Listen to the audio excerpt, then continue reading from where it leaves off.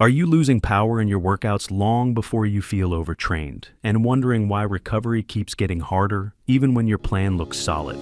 Welcome to Dr. Mercola's Cellular Wisdom. Stay informed with quick, easy-to-listen summaries of our latest articles, perfect for when you're on the go. No reading required. Subscribe for free at mercola.com for the latest health insights. Hello, and welcome to Dr. Mercola's Cellular Wisdom. I'm Ethan Foster, and today we're looking at how coenzyme Q10, or CoQ10, connects the dots between training stress, energy production, and the ability to sustain peak power without dragging into the next session. I'm Alara Sky. CoQ10 sits inside your mitochondria, where fuel is turned into ATP, the energy you use for every contraction. You get small amounts from organ meats, red meat, and fatty fish, but levels decline with age, chronic stress, and especially with repeated high-intensity training. Think about what happens in a hard block. Energy turnover skyrockets. Cellular systems strain to keep pace, and once they fall behind, power output drops first. That decline shows up before you feel classically overtrained. The research we're discussing asked whether targeted CoQ10 support can keep your power and recovery steadier under real training stress. One trial followed 100 healthy, regularly training firefighters.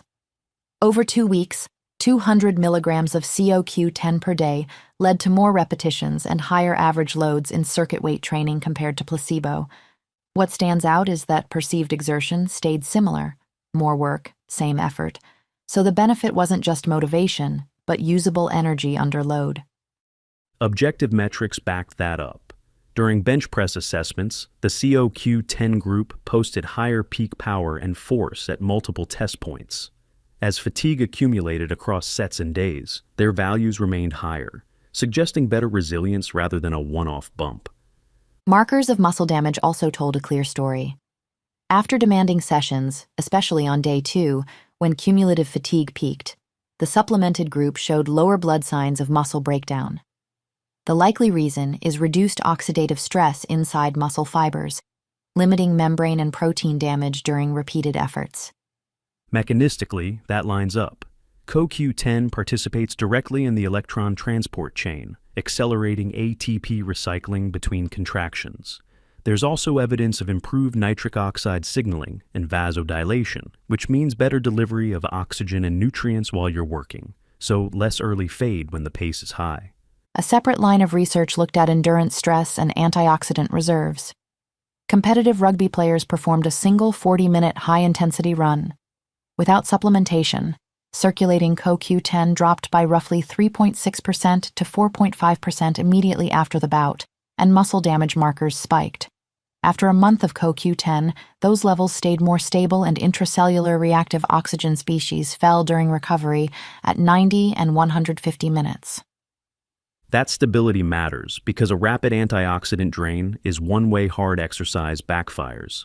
Keeping CoQ10 available during and after the session supported steadier cellular function, including enzymes that help protect blood fats from oxidative damage. It wasn't a blanket bump in all antioxidants, it was preservation where it counts. Peak power in elite sport tells a similar tale. In a 6-week trial of 100 German Olympic-level athletes, those taking 300 milligrams daily gained more maximum power than placebo after adjusting for body weight, about 11% versus 8.5% from baseline. The improvements accrued stepwise at 3 and 6 weeks, which suggests tissue uptake over time rather than a transient effect. Here's the pivot. Blood levels of CoQ10 don't predict these outcomes. That's where many people, including me in the past, get misled. The bottleneck isn't whether CoQ10 circulates, it's how much reaches your cells and, ultimately, your mitochondria. Conventional ubiquinone and the reduced form, ubiquinol, both hit 2 barriers. First is poor gut absorption. CoQ10 is a BCS class 4 compound, low solubility and low permeability, with typical oral absorption around 2% to 3%. Ubiquinol may reach roughly 4% to 6%, which fuels claims of better absorbed, but that's only the first step. Second is blood-to-cell delivery. Less than 10% of circulating CoQ10 crosses into cells, and far less reaches mitochondria. When you combine both barriers, total mitochondrial delivery from standard oral forms lands near 0.1% to 0.5% of the dose. That's why pushing capsules higher becomes impractical and cost prohibitive. This is where delivery technology changes the equation. Lipid nanoparticles, or LNPs, are designed to fuse with cell membranes and release their payload inside cells. Published data indicates 60% to 80% intracellular delivery with LNP systems. Translate that into training. Around 50 milligrams of CoQ10 via LNP can approximate 30 milligrams delivered to mitochondria, no megadoses required. The efficiency gap is striking. Versus a 0.5% estimate, LNP delivery is roughly 120-fold more efficient versus 0.1%, up to 600-fold.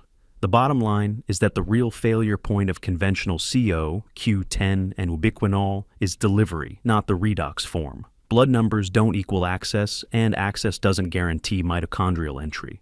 So what should you do during hard phases? First, correct the cellular energy shortfall. If you train intensely, work long hours, or feel unusually wiped after sessions, it's not a willpower problem. Your muscles are short on usable energy. Supporting CoQ10 restores the substrate your mitochondria require for ATP production, which shows up as steadier power and more reliable recovery. Second, choose CoQ10 based on cellular delivery, not serum readings. If you supplement, select brands using LNP technology to address the bottleneck. Dose matters less when delivery is efficient, and you avoid the dead end of chasing higher blood levels that don't translate into performance. Third, consider context that increases demand. Statin medications interfere with your own CoQ10 synthesis, making support more important. Chronic high-demand states, heart disease, diabetes, ALS, chronic fatigue, or autism also raise requirements.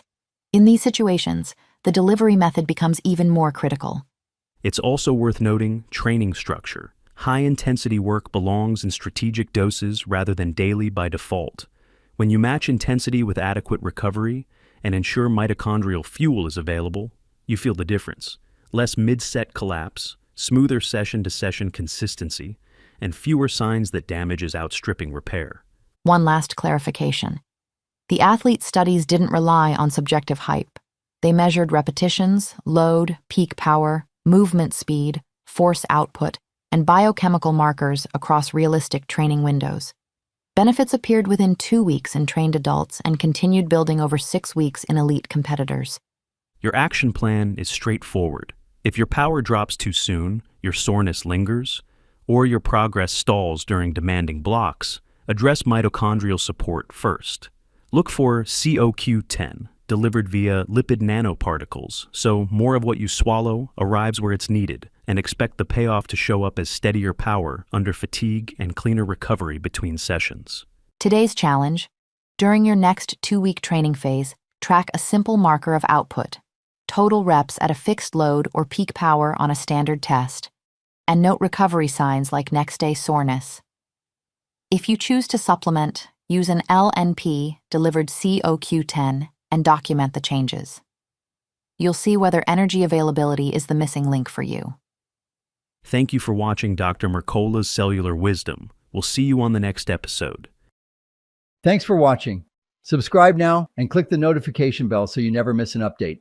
See you in the next video.